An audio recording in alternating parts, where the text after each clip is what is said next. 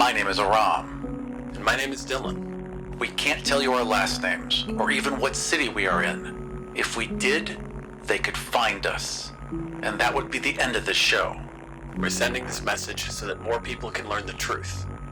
Maybe then, somehow, the human race can survive until the Andalites return and rescue us. Until then, we will be discussing each book in the Animorph series as I read them for the first time. And I'll be guiding this journey as I reconnect with stories I read a long time ago. Welcome to Podspeak.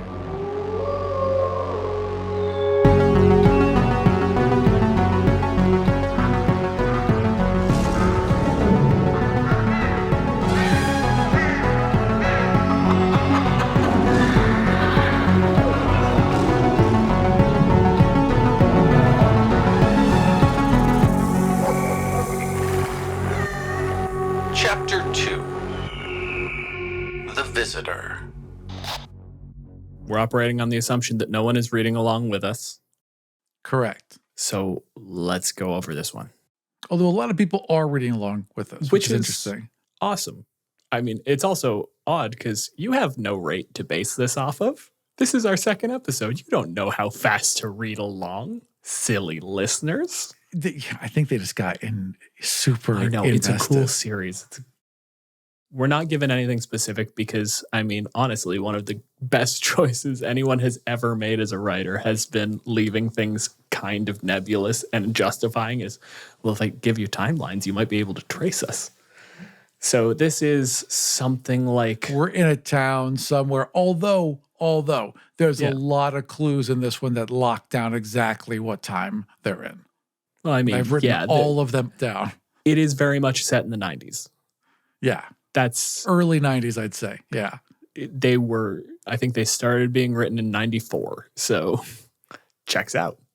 I would have graduated high school had I not dropped out of high school. So yeah, that tracks with why I didn't read these. Little out of the target audience. We're looking at something like, I'm going to say a week to a couple weeks after the first book. They've had long enough that they've practiced morphing. They all now have their various bird of prey morphs. They've practiced flying. They've practiced morphing to the point where they can morph with some clothes on so that we don't have to continually deal with the naked children problem. Thank goodness, honestly. It's good for a weird gag in the first one and just establishing this is like actually something strange and uncomfortable, but past that, just like let's walk past it. Especially because this book basically opens up with like an adult trying to hit on Rachel and get her in the car. So it's like it's a very uncomfortable opening as is. Basically, for this one, we are following the sole lead that they have to figure out what the Yeerks are doing at all. Marco is still not fully on board with the idea of like going up against an opposing and entrenched enemy army. Or seemingly literally anything. No, he wants to go on Letterman. And honestly, fair. Sounds like way more fun. Between that and his whole thing about our uniforms don't look enough different from each other, they need more style. I was like, just Marco, you just shut the fuck up. Mm-hmm. I really don't. I'm sure he comes around. I genuinely do not like this kid, though.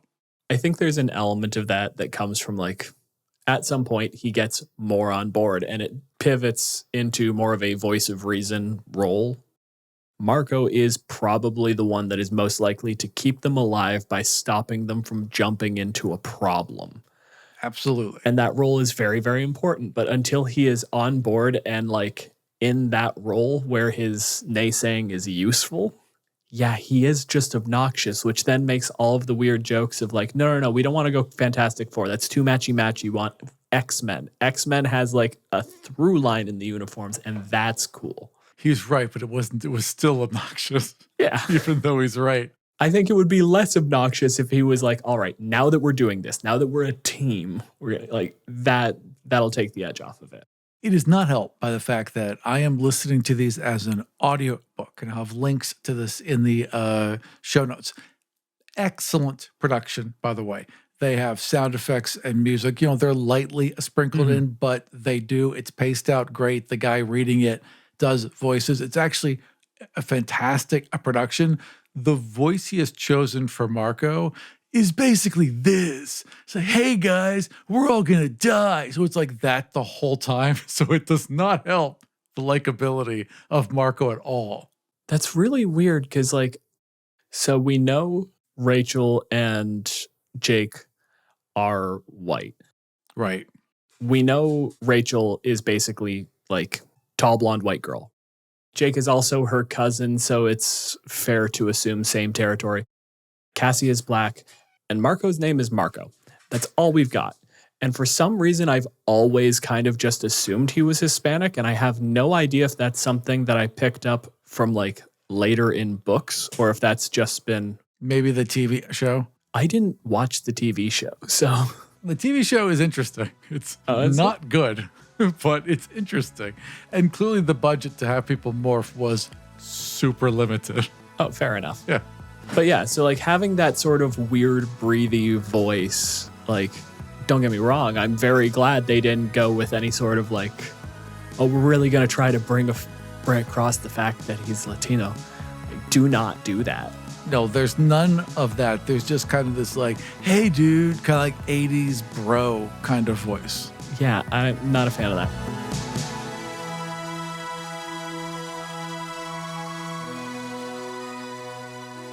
They've all gotten kind of accustomed to it. They're following the sole lead they have, which is that they know that Vice Principal Chapman, whose daughter is one of Rachel's really good friends, Melissa Chapman, they know he is a controller and they know he's important. It takes Rachel a while, which is surprising because there's like 15 red flags she blows through on her friend before she goes, you know what? It might be that whole brain slug thing that we just found out about. They very explicitly from the word go know that he is a controller. It's that they don't know if it's his wife as well, and they don't know if Melissa is one of them because Melissa's been acting weird. And she does mention, like, you know, you get paranoid about everything. Yeah. Which you would. They have a little scene where, like, after she morphs one time, she morphed into a shrew and just had that constant rodent brain of, I am a prey animal, everything is out to get me. Kay Applegate, her best writing is when she's writing the kids thinking through being the animals. That's when she really shines. Some of the dialogue is clunky. The references are clunky as fuck. But when she writes the kids as the animals, like it's claustrophobic sometimes, it's elating sometimes. She does a really good job at putting you in that mindset. And that shrew scene was difficult. Yeah. Like that felt very claustrophobic. She woke up from a nightmare after that and was like hugging her little sister. Yeah. And there was a moment where she just goes, does she know? Is my sister one of them? And like, that was the thing that really brought it across for me is like the generalized nervousness and the like not knowing who is on what side. That is scary to begin with. Yeah, especially with your own family. And then once you follow it up with like, no. I don't know if my family is on side. I don't know what is going on here. That's terrifying. And this does all tie up nicely with like the kids who are reading it are coming of age and therefore they're like, it starts to get confusing, your relationship between you and your parents. And there's all these layers now where you're not communicating as well. Yeah. I have many questions about this. So I'm going to finish getting through the plot first. Okay, gotcha. Before you ask the questions. They decide that they're going to spy on Chapman. So in order to do this, they decide they're going to send Rachel in as Melissa's cat. In order to do this, first she has to get a shrew to draw the cat down because the cat has panicked and hidden a tree when they tried to catch it. Fair enough. That's how cats do it. So she turns into a shrew, gets hunted by the cat, and then they catch the cat. She acquires it.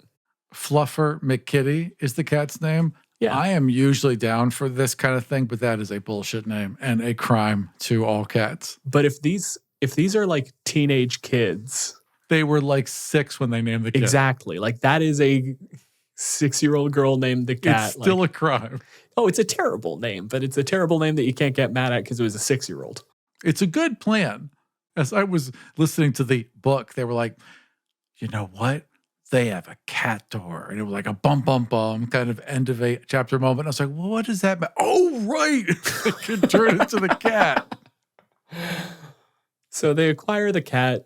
Rachel goes in and finds out basically that the parents are both controllers, but they are volunteers. Mom apparently was taken in by the cult, and dad basically realized he was fucked and gave up in exchange for leave my daughter out of this. Right. And even then, they fight once in a while. Like, they clearly can push back. No, they don't fight once in a while. They fight once. And we will get to it, God damn it. Sorry. Rachel intercepts a call basically between Chapman and Visser 3, finds out that Chapman is not in good graces right now, but basically it amounts to, we're going to wait this one out. I'll go back in. Let me listen to one more call. I'll hear what they've got going on.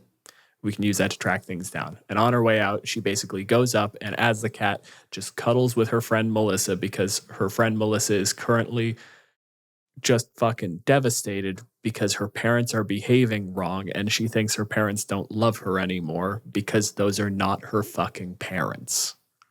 Also, you've heard to mention that Visser sees her the first time she's in there and is basically like, just kill it. It could be one of them. Just kill it. If it's an animal, kill it, which is like, good on him. That, I was waiting for someone to be like, why are we allowing any animals around us? Yeah. Ever. And like Chapman's basically sitting there like, it's my daughter's cat. Like, if I just kill that cat, like that will be a problem and it'll start blowing my cover. We can't do that. And as a test, this was my favorite part of this, was Visser's response to Check was he's a hologram in this scene. And he's got that whip scorpion tail. And he just goes like he's going to kill the cat. And when the cat brain takes over and Rachel just hisses and tries to take a swing at the tail in response, he just laughs it off. It's like, I like those. Yeah. It could never stop me in a million years. It saw me come like I was going to kill it, and it tried to hit me. These are good animals. I like that. Visser, by the way, is like maniacal. Oh, yeah. Kind of evil. Always being a dick just for no reason. Just a jerk of a person. We get this characterization over the books particularly, but in later books, the characterization we get is he got Elfangor. He took the first Andalite. He's the only Yeerk that can morph, and that got him promoted to like a fucking admiral. Sure. He is stupid. He is bad at this. And we actually get that in this book where they're talking about how Visser 3 is losing control of the situation. He does not have a handle on Earth. They're well entrenched.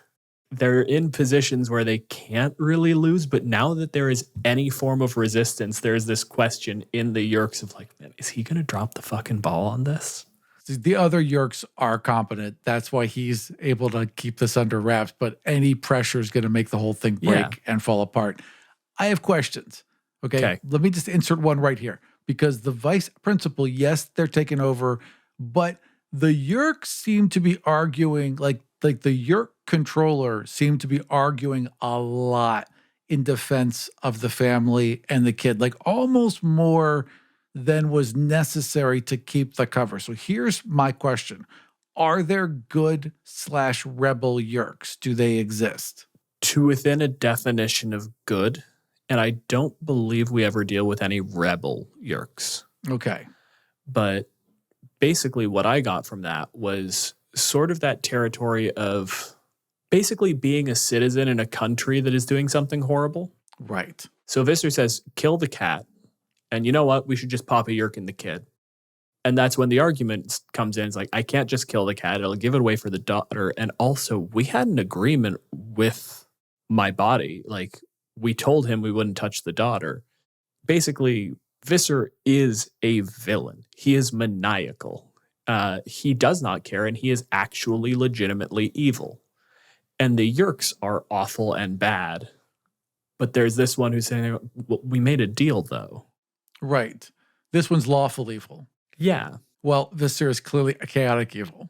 When he's threatening Chapman, he shows him video of the Visser turning into a monster specifically designed to prey on Yeerks. It was one of those, you know what happened to the last guy that disappointed me? I turned into this thing, sucked him out of his body's head, and I ate him. So maybe do your fucking job. Yeah, by the way, if the kids can get that, that would be pretty great. They need to find a way to touch that particular animal. This book, Jake is still hung up on having eaten a spider.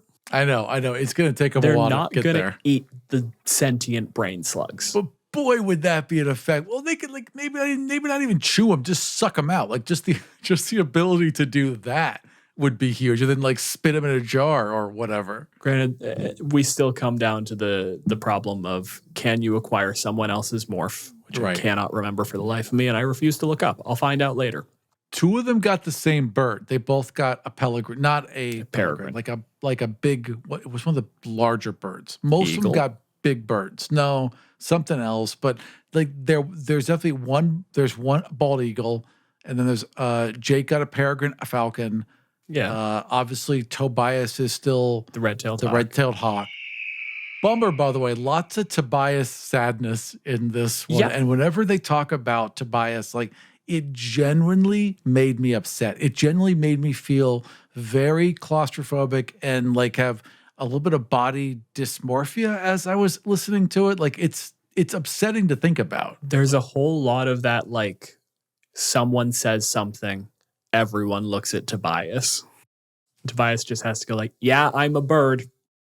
Thanks, bud. I know. And at least you don't get lost in the bird. At least you're still a bird, but he's a bird now. So he's a bird for how long does a red-tailed hawk live? 15 years? Is that his life now? Yep. Okay, that sucks. He's a bird. They did that early. I have to give her credit. Dropping that early as opposed to keeping it a threat. I mean, I guess it's now even a bigger threat. It is still a threat. Tobias is going to get enough business in general that he's going to be a real character. I'm excited for the Tobias book. I'm very excited to read from his perspective. Tobias currently exists to be the threat, just to make sure that everyone remembers, hey, 2 hours. The way that comes around in this book is, see that segue? That was good.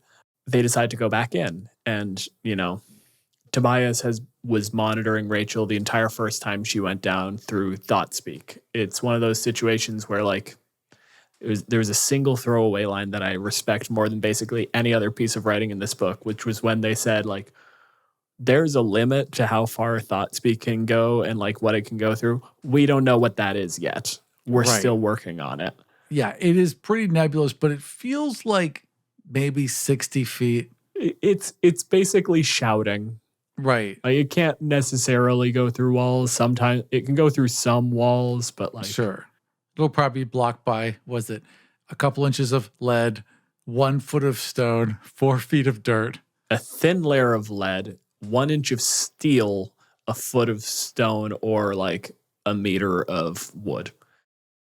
Because Rachel was acting sketchy, the other members of the team basically hatch a plan to morph Flea.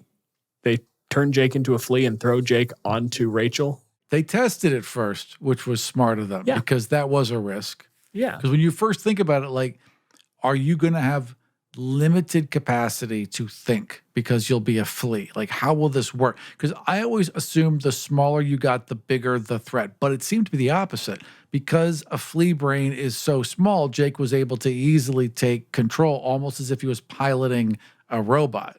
The threat is instinctual. The reason you see that correlation to size is because prey animals, you're going to have that sudden, both while she was a shrew and when she was a cat, Rachel had a bird's shadow go over her and immediately went, oh my God, this is the apocalypse. I'm going to die. When you're a flea, Jake was saying it, I can just smell blood. And the flea brain goes go towards blood, drink blood. Kay Applegate must have like a giant Rolodex of like every animal and all those little notes about what they can and can't sense. And then they have the whole thing, like when they're talking about morphing, they talked about morphing a flea in passing, and everyone was like, well, if we're a flea, will we be able to hear the conversation? Will we be able to see anything? And everyone turns to look at Cassie, and Cassie goes, I work at a rescue vet. I don't know Why would I know? Why would I know this? Oh, the only thing I know about fleas is how to prevent and get rid of them. I never considered the perspective of one. They go back in, they get a little bit more business, like hearing the call between Visser and Chapman. And then pulling back away from his desk, Chapman kicks the cat accidentally. Rachel screams. They find out she's there, and Visser just goes like, no, fuck this. I'm done. You're killing that cat, and you're bringing me the kid. And then they're like, wait a minute. Don't kill it. Bring it to me. It's clearly one of the Andalites. Yeah. I will torture it. He was fucking right there. They shove Rachel in a carrier crate, and basically when Chapman tells the wife, the moment they say, go get the kid, both the controllers, their bodies revolt, and they like Mrs. Chapman starts slapping herself with one hand and trying to choke herself and out. Choking herself, yeah. Mr. Chapman just goes down, and eventually they're just like, you know what? Fuck this. I'm taking the cat. This is all they're getting. Melissa starts freaking out, and she's having a breakdown, and the worse it's getting, there's all the Animorphs are sitting there going like, Jesus Christ, if she doesn't get out of there, then they're going to snatch her too. So they just get the real cat, drop it in. They just terrify the real cat into running back to the house and basically leaping on the cage. And then he's like, oh, no, this is another cat that we mistook for your cat. This is just a stray that we let into the house. So like now I'm just bringing it to the Humane Society. Like, why didn't you tell me that? Because shut up, child. Please don't make me kill you. I didn't notice you, is what he ends up saying. And she's just like, I was screaming and crying. Yeah, she's having a really tough night. Basically, there's a whole drawn out thing where they wind up on the Blade ship again. They go back to the construction site so that they can land, and the Visser can take Rachel into the ship and then torture her to get the information out. And as much as you go like, oh, he's very evil and I will torture her for information, Rachel is sitting there going, he's going to torture me for information and I'm going to break. Jake is a flea. Jake fucks off into another room, turns into a tiger, attacks, just starts murdering people inside the ship. The rest of the team shows up because they're at the construction site, and they just start getting on like the big rigs and shit, trying to take the ship down by like using a front loader to just attack it. Everyone just barely gets out of it. They morph, they get away, and that's more or less where we sort of wrap things up. We just get a nice little sort of end note where Rachel goes over and uses a word processor.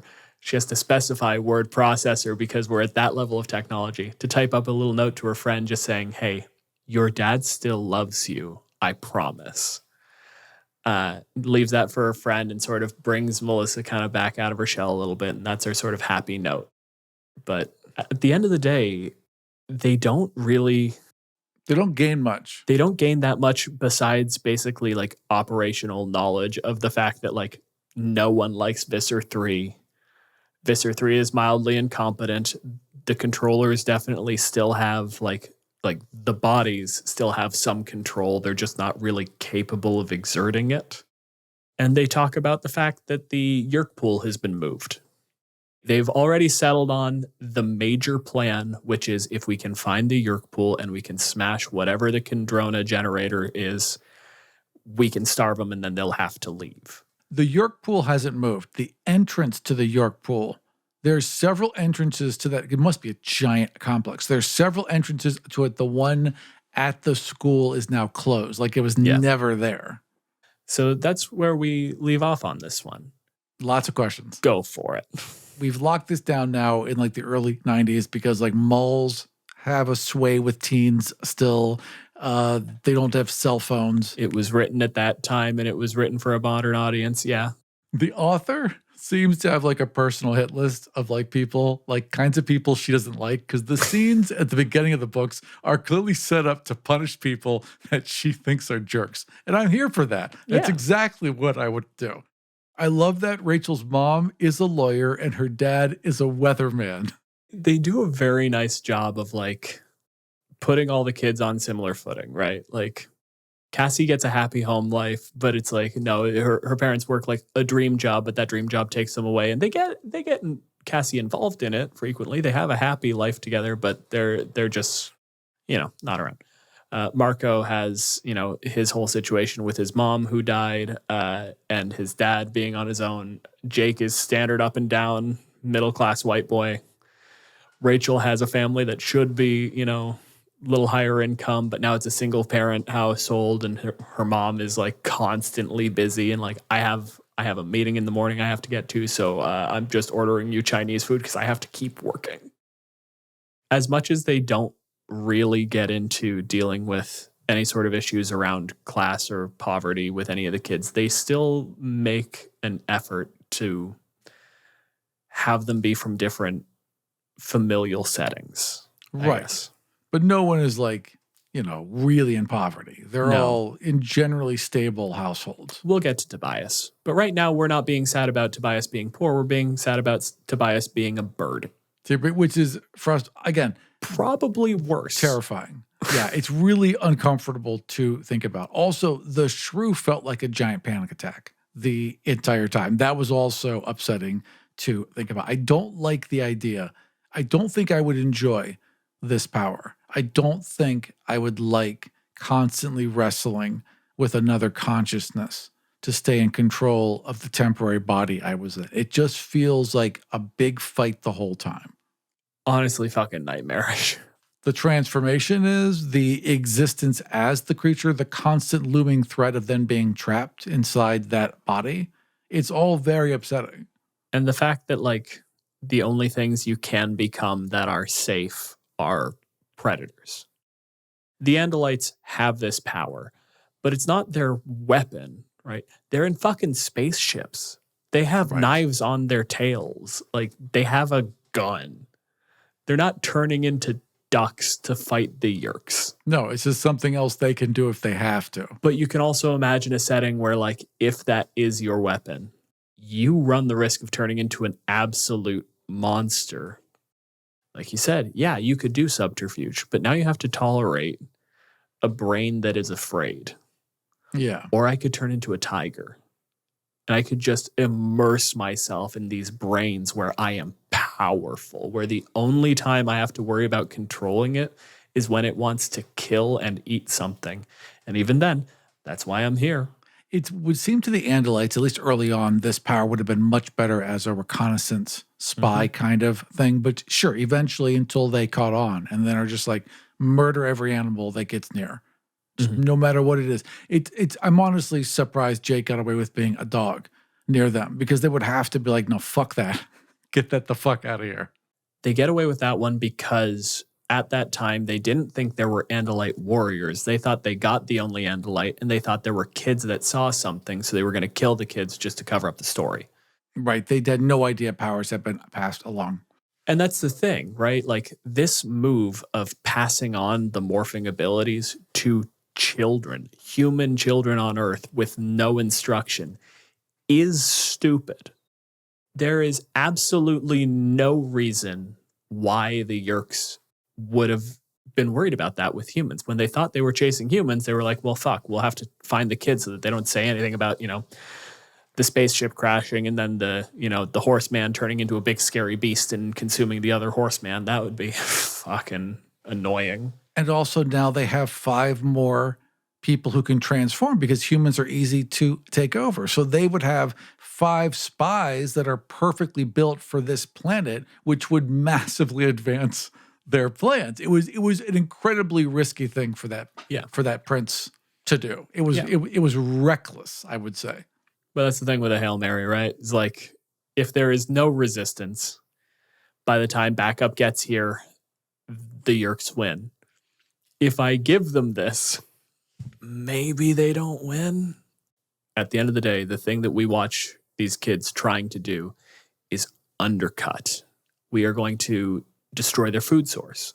We're going to figure out where their lair is. We're going to set people free so that they don't have materials anymore. They know, and they bring it up in this book. Like, we can't fight Visser 3. Right. The fact that we're alive right now and we've seen Visser 3 twice is a fucking miracle. We can't go to war, but we can use guerrilla tactics to try and sabotage them as much as possible, which is what I would do. I mean, it's smart. I mean, you would try to negotiate your week. No, I wouldn't try to negotiate. No, the second, I mean, like maybe if I had just heard, oh, there's aliens, sure, I'd walk up to the ship and try and talk. But once I saw them the first time and saw them like actually transform into creatures that would just ate other sentient creatures, I'd be like, okay, there's, we're not going to negotiate. That's an issue. Yeah.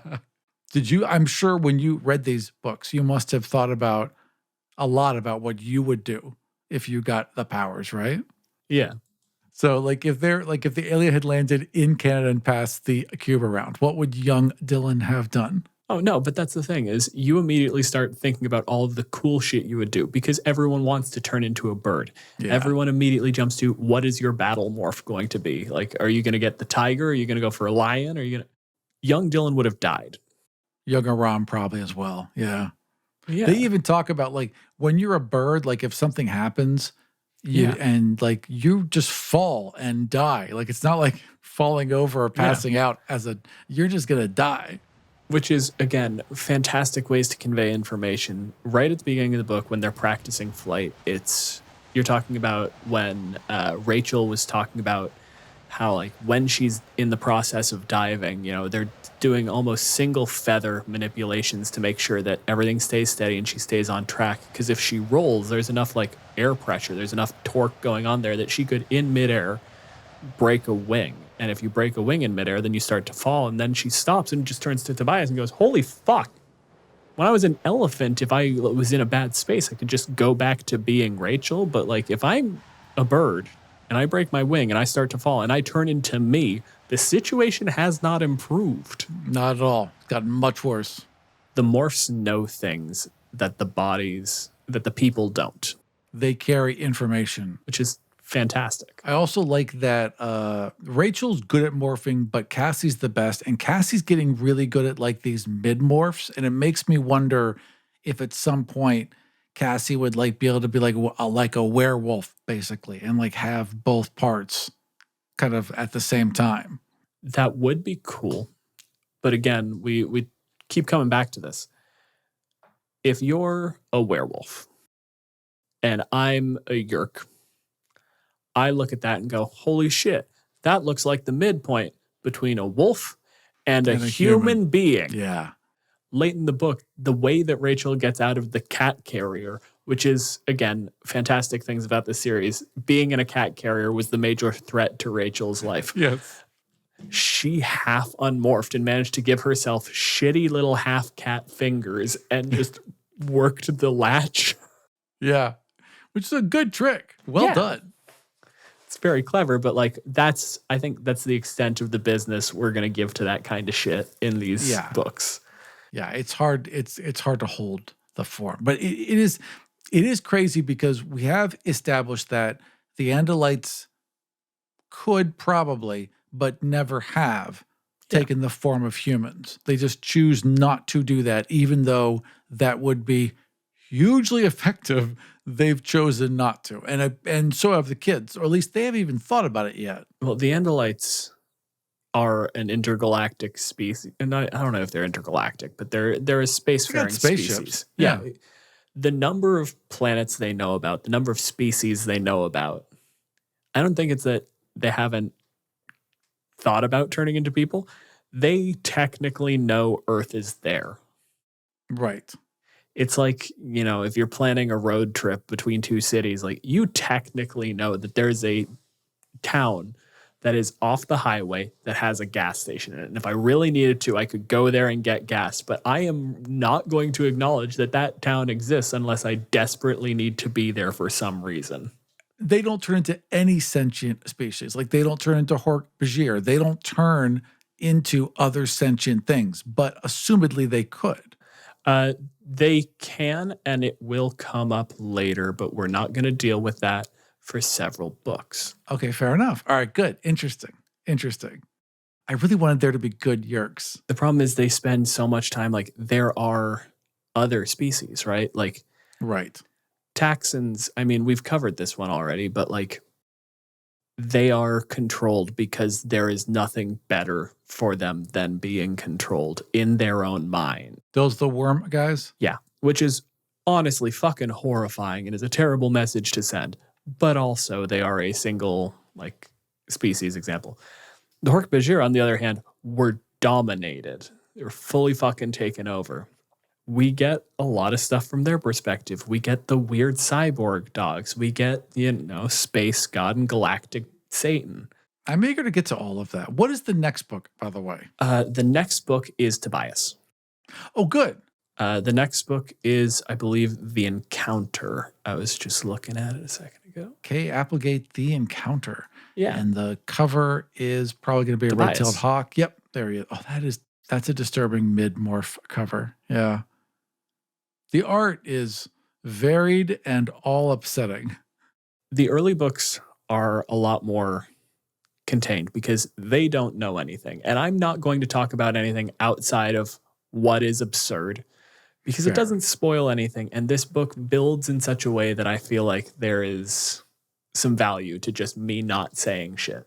Sure. We also get the justification of why Cassie isn't the leader a little bit more because we talk about how Cassie is really sort of a pacifist and is trying to, we're getting all of that build, and we still haven't had the last member of the team yet. Until there's 7, and then there's a whole thing that happens with that. That's an ugly situation that you're going to enjoy. All right, well then I will look forward to the I look forward to the Tobias book and seeing his perspective in the new one. So Yeah. I'll get to reading that this week, and we'll try to record another.